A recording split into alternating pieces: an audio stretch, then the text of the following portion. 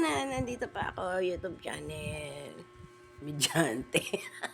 Ano ba sasabihin ko yung ilong ko? Napansin ko, tabingi. Kasi nag-facial ako nung, ubos na yung Maxi-Maxi. And then, ito na yung Silka. Try naman sa Silka, walang Eskinol na may grain. OMG naman lahat ng ka-SM man, ka-pure golden. Wala man lang Eskinol with grain. Ito yung oily, kumalat tuloy yung shades. Ayan, parang Pinocchio. Naalala ko si Daroseng, Speto, and nanay nila Balots, mom nila Balots, nurse na si Balot. Yan, sa lahi namin, talaga, lalo yung pag-aaral, pag di ka tapos ng pag-aaral, yan, you're only nothing. Huwag ka naman makipag-usap sa mga may kwenta. Kwenta lalo tamad. Tamad ako sa trabahong bahay. Luto-luto. Hindi ko alam si Boy sa bawang yun. Sindarosing. Respeto kay Sindarosing. Patay na rin ako.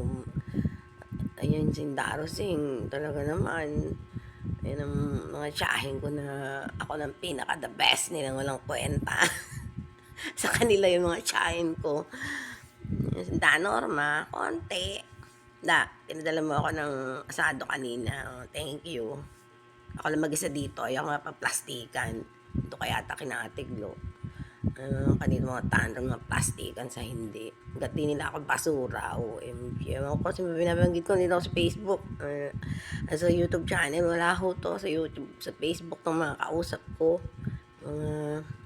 Mga tantrum sa mga kanya-kanya namin normal lang, reality, ganon.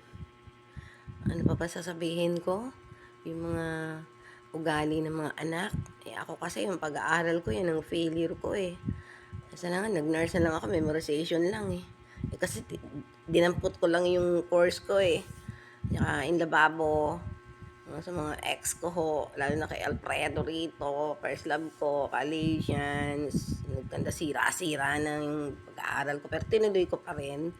Parental, and then yung tatay ng mga anak ko, cute-an, gano'n, may PGR son, so wala naman ako sasabihin, kapampangan.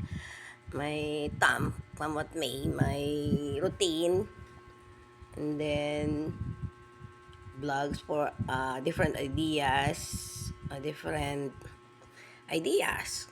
Maraming ideas, araw-araw. Kasi nga, ng kwenta nga, kilos-kilos pa more, kilos-kilos pag may time, hindi nakalungga na lang na nga.